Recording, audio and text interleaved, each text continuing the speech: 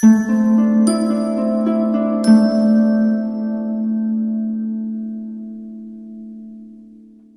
and welcome to National Focus. I am Shakira Pear. In the headlines, Prime Minister Honorable Skerrit makes commitment to residents of Castlebruce over $350,000 for construction of Sanhouse Bridge, and Dominica and Argentina sign visa waiver agreement. Details of the headline stories and more coming up.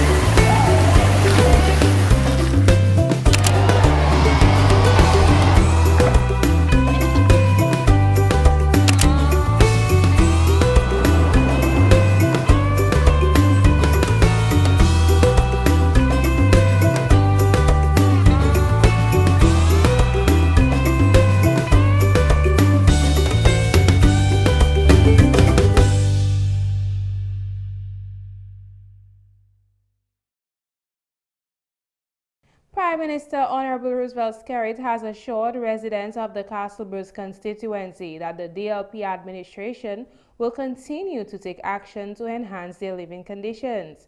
Speaking in Castlebruce on Sunday, the Dominica leader mentioned plans for the constituency in housing and agriculture.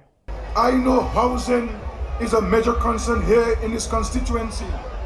Very soon, over 123 families will be receiving keys for their new homes, ladies and gentlemen, in this constituency.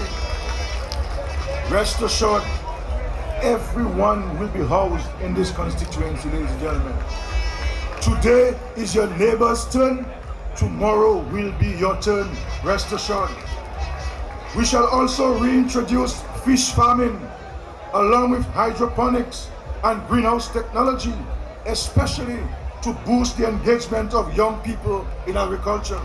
Minister for Ecclesiastical Affairs, Family and Gender Affairs, Honorable Lady Catherine Daniel, has called on councils to use available resources to build stable, resilient communities, which will aid the country in becoming the first climate-resilient nation. She made that statement while addressing a local government consultation last week. The consultation forms part of the Local Government Month calendar of activities observed throughout the month of May. Minister Daniel stated that climate change has severely impacted Dominica over the years, and the Honorable Prime Minister Skerrit is working towards building resilience to that effect. The phenomenon known as climate change is very much a reality for us in Dominica, having been impacted so frequently over the past decade by destructive weather events. We cannot forget the personal and national loss as a result of Hurricane Maria. Yet we can still say that Dominica is strong and we are rebuilding with greater resilience. The Honorable Prime Minister continues to demonstrate exemplary leadership through the process of recovery.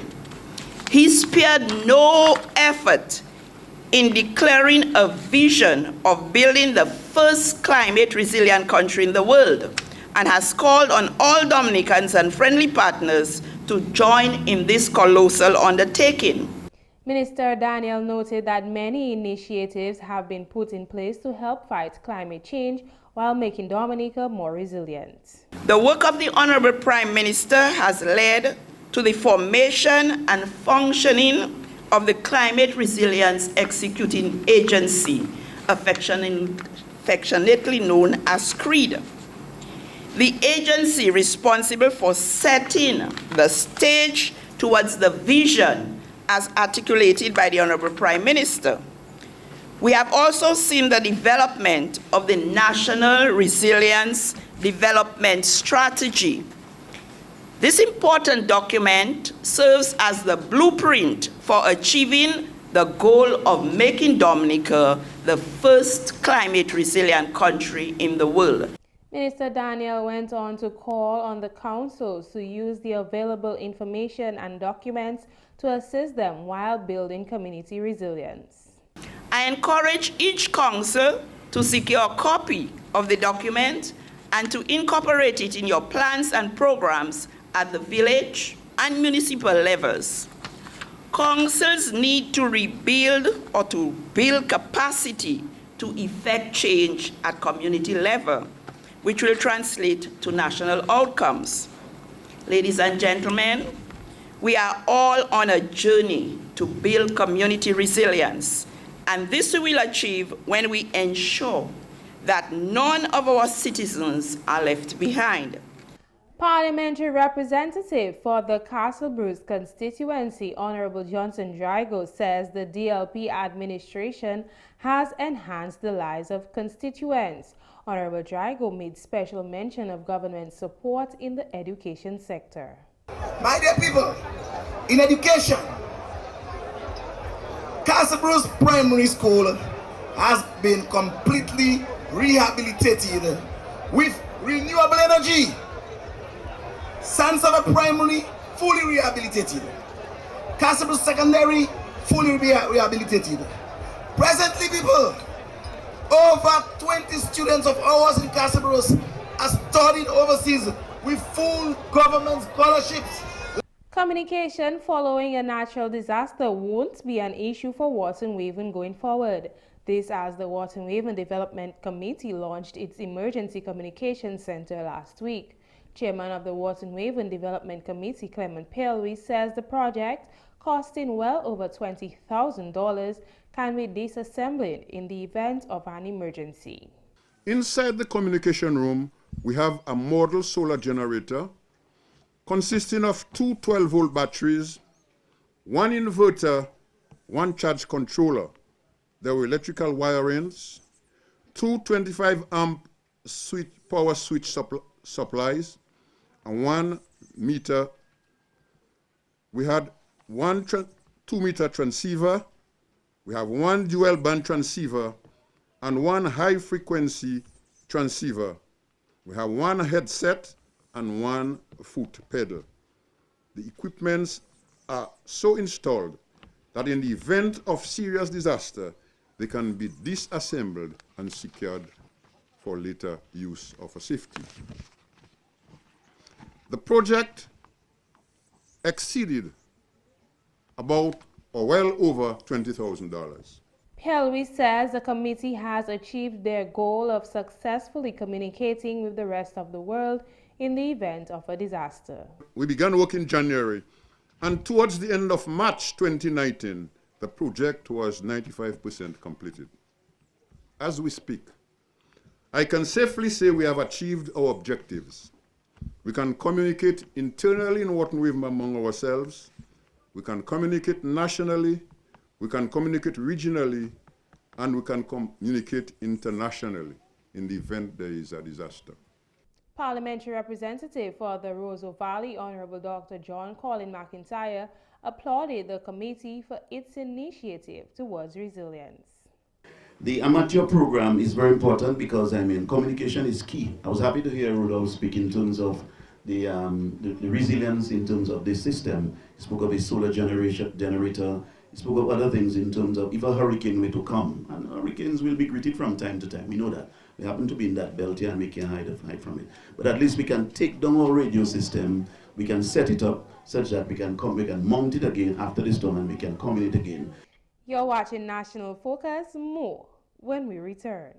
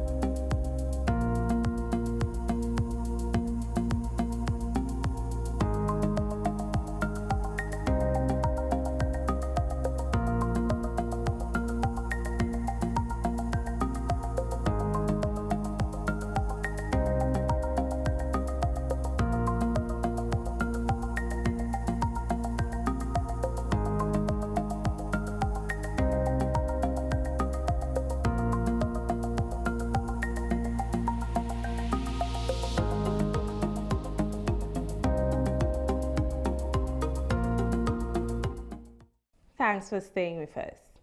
Prime Minister Honorable Roosevelt Skerrit announced last week that DSC students will no longer be required to pay tuition fees. Daryl Teet brings us more in this report. The Dominica Labour Party administration continues to make tertiary education more accessible for all. On May 13, 2019, Prime Minister Honorable Roosevelt Skerrit announced that students who intend to pursue studies at the Dominica State College will not be required to pay tuition fees. I had the occasion to write to the president of the Dominica State College to advise him of the decision of the government to discontinue the payment of tuition fees by students attending the State College with effect from May 13, 2019. The announcement by the country's leader also makes allowance for students who currently attend the Dominica State College. They must engage themselves in a mandatory volunteerism at the community level as part of inculcating in the minds and the hearts of our students the need for them to play a greater role in community development. Efforts, however, would be made to inculcate in students the importance of community development. To also advise the president of the college that all outstanding fees owed by students as of May 13, 2019 would have been cancelled. Dominica State College student Orgeli Moses knows well the challenges of meeting the payments of tuition fees.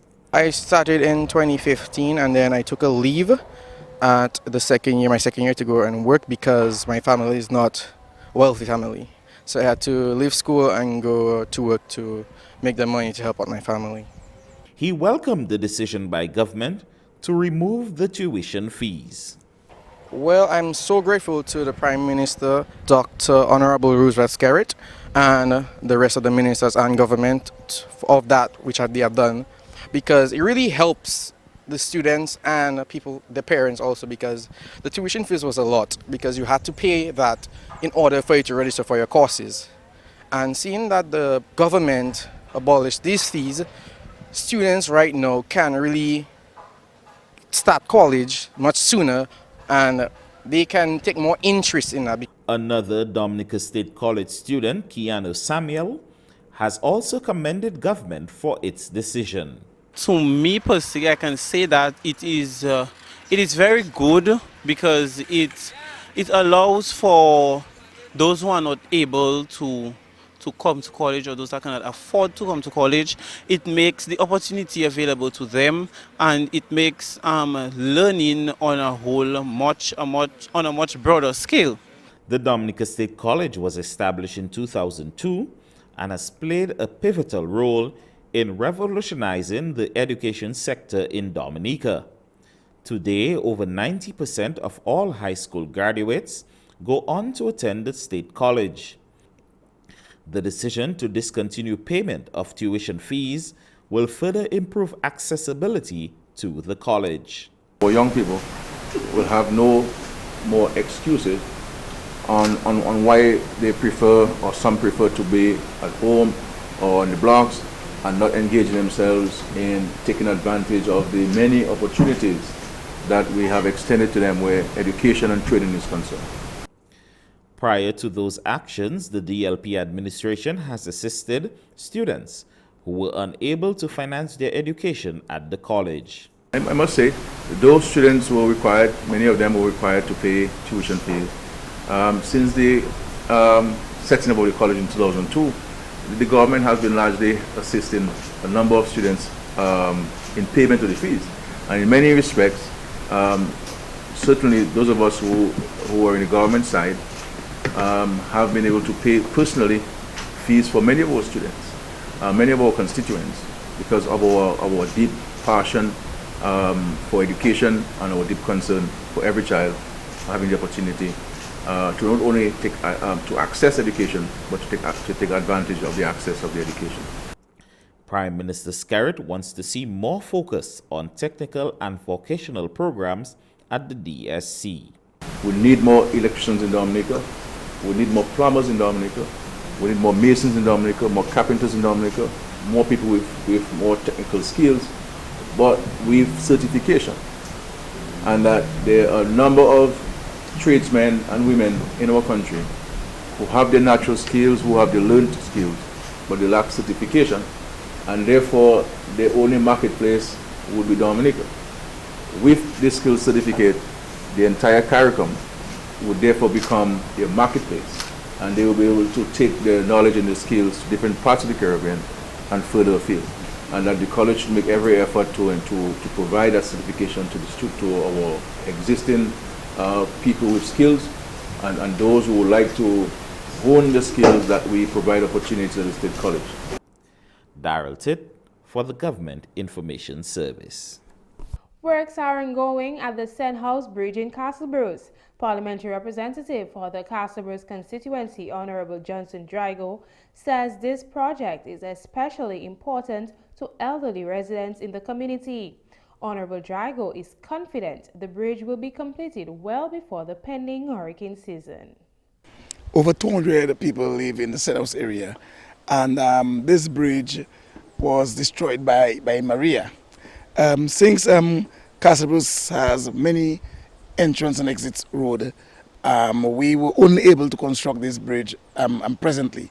But we are very happy that this bridge will be completed before the hurricane season. By early June, this bridge will be completed, and it will cost the government over $350,000 for the construction of this bridge. The entire community is very, very happy about the project, especially our elderly.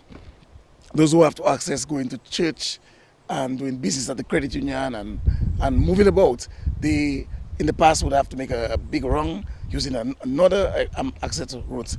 But the construction of this bridge, they are very happy. According to the parliamentary representative, the new bridge will offer vehicular access to the area as well as safety measures for pedestrians.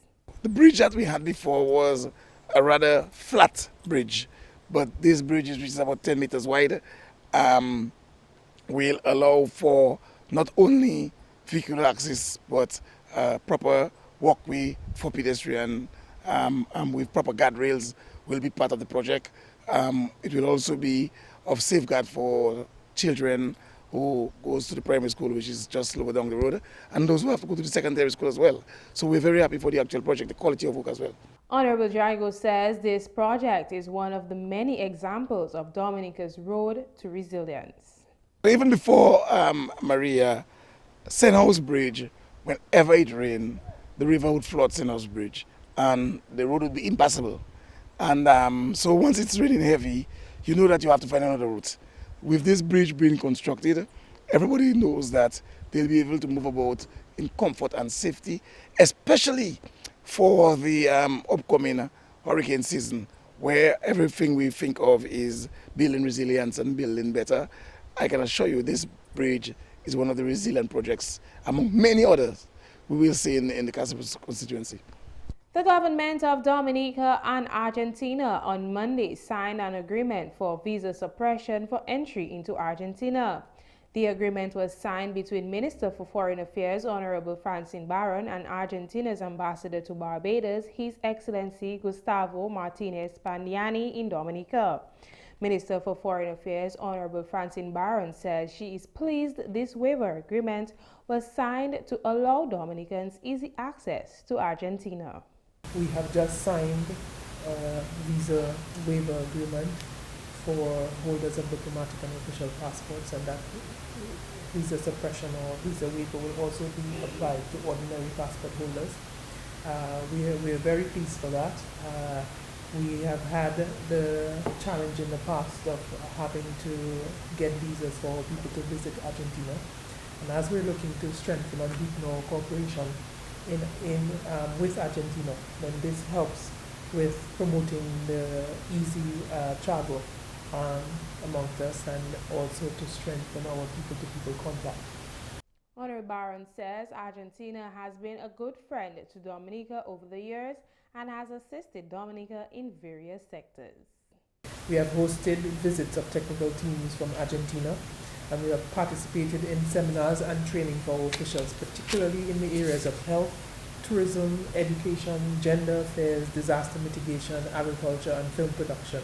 Following the visit with the Minister for Foreign Affairs, His Excellency Pandiani met with the Ministers for Youth and Sports, Honorable Justina Charles, among others, to discuss ways in which Argentina can further assist Dominica. This afternoon we will meet with the Minister of Youth Affairs, Sports and Constituency Empowerment, the Ministry of Agriculture and Fisheries, and the Ministry of Health, with a view to collaborating with them on projects and programs that will benefit our people. And we express our thanks for this engagement. I know that you have particular projects in mind that will be able to develop with the ministries. We note in particular your proposal to have discussions with the Ministry of Sports to conclude an agreement on bilateral cooperation in the field of sports. And this corresponds with Dominica's plans for the development of sports in Dominica. His Excellency Pandiani expressed his satisfaction for the signing of this agreement. Together with all the decision from the Argentine government means basically that all category of passports for Dominican citizens are exempt of the requirement of visas.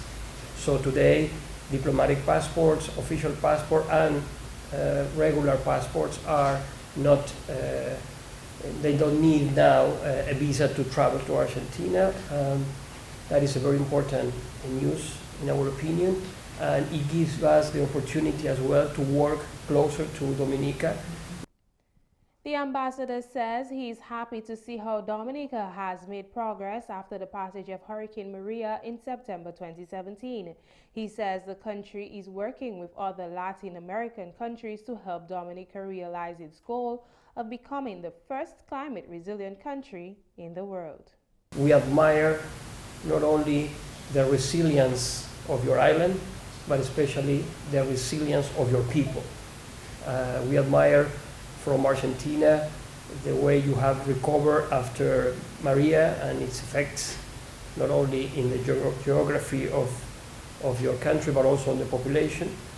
I had a conversation with many people within Latin America, and all of us in Latin America are putting everything we can together to help Dominica to be the resilience experience of the world. I think you're going to do it. I think you're on the right track to be successful, and Argentina wants to be part of that process. Argentina and Dominica established diplomatic relations in 1985. 24 employees of the Dominica Air and Seaport Authority, DASPA, have successfully completed a week-long training program on airport security. The participants received their certificate of completion from the training's facilitators at a closing ceremony last week. The training was financed by DASPA through the Ministry of Public Works, Water Resource Management and Ports as part of the ministry's role in keeping the port safe and efficient. Chief Executive Officer of the Dominica Air and Seaport Authority, Benoit Badwell, stated that the training was very important to DASPA as airport security is becoming a worldwide issue. He noted that DASPA aims to ensure that these issues do not occur in Dominica. Well, this training is extremely important to DASPA. The issue of insider risk is something that globally we have to pay importance to. Dominica being the 193rd member of the International Civil Aviation Organization must meet with all the international requirements, and as a result we need to ensure that we don't only look at what can happen from the outside, but we also have to look internally in terms of the persons working within the security restricted areas of the airport and what can happen. We have many examples all over the world in terms of things that have happened, and we're trying to reinforce our security or the persons working within the establishment of the airport to ensure that no unlawful acts against civil aviation originates from Dominica. Badwell went on to say that numerous issues were discussed and an action plan was developed to address various problems. Based on the subject matter, we went into looking at the critical infrastructure, the threats, the vulnerabilities, and we also came up with an action plan to be able to address some of the gaps that was identified based on the scenarios that were conducted. And so we will be seeing from the standpoint of management, security, some measures that will be addressed in keeping with the standards and recommended practices of ICAO. He further added that DASPA also recently held a customer service training program and will soon be hosting a screening training program in a bid to ensure that more certified workers are employed at the airports. That was a customer service training program because we're utilizing the opportunity to look at both the soft issues as it relates to dealing with the public, because we have to ensure that our security officers are also tuned in terms of delivering customer service, proper customer service to the persons at the ports of entry. And we are continuing to take the opportunity to spread that knowledge in terms of having persons trained. Next week we will be having another training program, and that training program is for screeners. We must have qualified screeners at all our ports of entry, especially at the airport. And so we will be again having another crew of security personnel going through that training program so that we can then have all of our screeners certified operating at the airport. And that's National Focus. Coming up next, your tip of the day.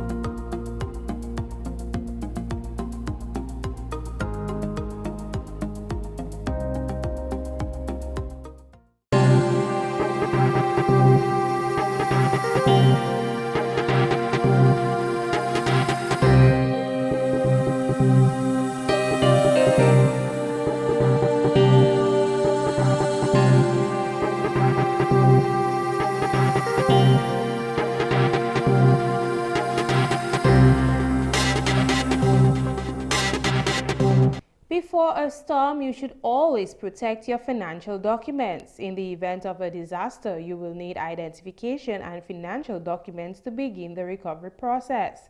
Safeguard important documents in a bank safety deposit box, computer storage devices, and/or waterproof storage containers. And now your weather advisory.